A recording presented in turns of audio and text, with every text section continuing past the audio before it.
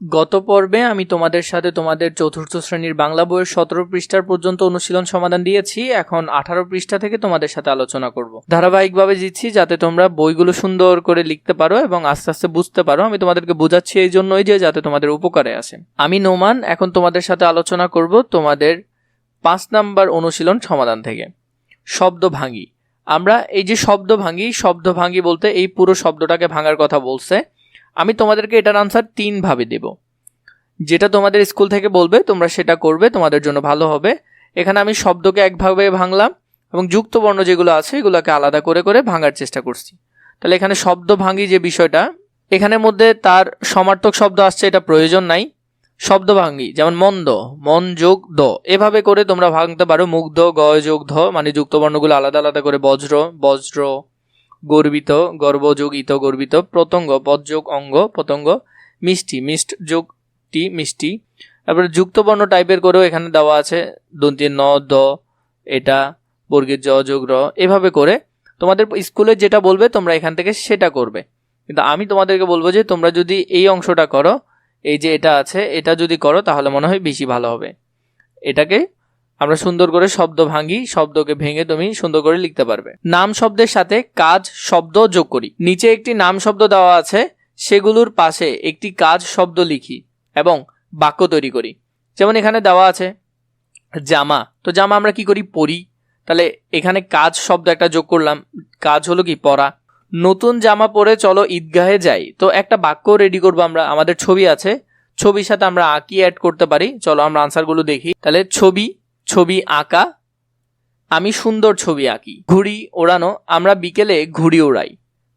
বই পড়া, আমি প্রতিদিন বই পড়ি। ঘর পরিষ্কার করা, মা ঘর পরিষ্কার করেন। এভাবে তোমরা উত্তরগুলো সুন্দর করে নিতে পারো। এর পাশাপাশি তোমাদেরকে তো বললাম, তোমাদের যদি সুন্দর পরীক্ষার জন্য সাজেশন শিট প্রয়োজন হয় অথবা আমাদের অনলাইন পেইড ব্যাচে যুক্ত হতে চাও, তাহলে আমাকে হোয়াটসঅ্যাপে নক দিয়ে জানাবে। ইনশাল্লাহ আমি তোমাদেরকে নিয়ে আলাদা একটা পেইড ব্যাচ শুরু করব, যেখানে তোমরা প্রতিটা বইয়ের সুন্দর করে গোছালো আকারে ধারণা পাবে এবং নিজের পড়াকে আরো সুন্দর করে গোছাতে পারবে। এরপরে 7 নম্বরে আমাদেরকে বলেছে বাক্য বানাই।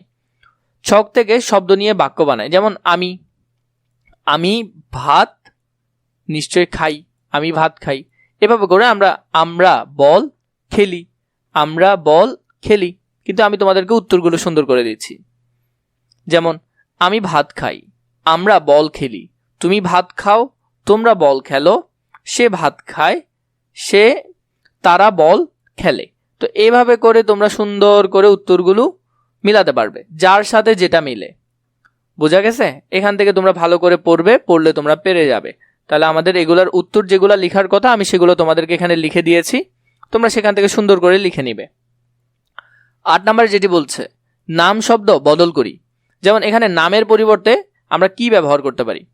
রাসেল আজ স্কুলে আসেনি, রাসেলের জ্বর হয়েছে। তো রাসেল শব্দটা আমরা 2 বার ব্যবহার না করলেও পারতাম, আমরা এটা ব্যবহার করতে পারি রাসেল আজ স্কুলে আসেনি তার। তাহলে এখানে কি লিখতে পারি? রাসেলের বদলে তার জ্বর হয়েছে। তার বলতে কার? রাসেলের জ্বর হয়েছে। তো তাহলে এই লাইনটা তোমরা এখানে নিচে কিভাবে লিখবে? রাসেল আজ স্কুলে আসেনি, তার জ্বর হয়েছে, এই লাইনটা তোমরা এখানে লিখবে। এর পরবর্তীতে যেটা দিয়েছে দেখি, হামিদ স্যার আমাদের প্রধান শিক্ষক। প্রধান শিক্ষক নিয়ম মানা পছন্দ করে। তো এখানে প্রধান শিক্ষক না দিয়ে আমরা দিতে পারি হামিদ স্যার আমাদের প্রধান শিক্ষক, তিনি নিয়ম মানা পছন্দ করেন। আমরা এখানে তিনি দিতে পারি। এখন উপরের তিনিটা আছে কিনা আমরা এখন দেখব। তাহলে এই লাইনের মধ্যে আমরা তিনি দিয়ে লাইনটা লিখে ফেলবো। এখানে তিনি আছে, তাহলে এটাও হয়েছে। পাখিটি উড়ে গেল, পাখিটি কোথায় গেল বুঝতে পারিনি। তাহলে পাখিটির বদলে আমরা এখান থেকে কোনটা লিখতে পারি? সেটি কোথায় উড়ে গেল আমরা বুঝতে পারিনি। তাহলে এখানে পাখিটির বদলে সেটি হয়ে যাবে। এই সেটি দিয়ে তোমরা এখানে উত্তরটা সুন্দর করে লিখে ফেলবে। মাহিন আমাকে একটা বই উপহার দিয়েছে, আমি মাহিনকে একটা কলম উপহার দিতে চাই। তো আমি এখানে মাহিনকে হবে না, আমরা চাইলে এখানে দিতে পারি তাকে। মাহিনকে মানে তাকে। তাহলে এখানে উত্তরে লিখতে পারবে তুমি তাকে একটা কলম উপহার দিতে চাই।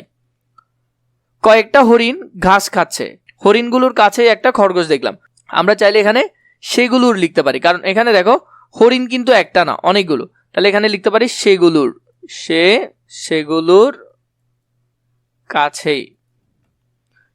কাছেই একটা খরগোশ দেখলাম।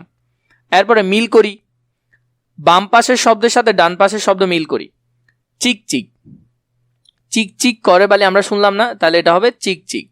এরপরে খক খক, খক খক করে আমরা কি করি, কাশি। এরপরে টসটসে, আমরা অনেক সময় বলি না টসটসে লিচু, টসটসে আম, তো এরকম টসটসে।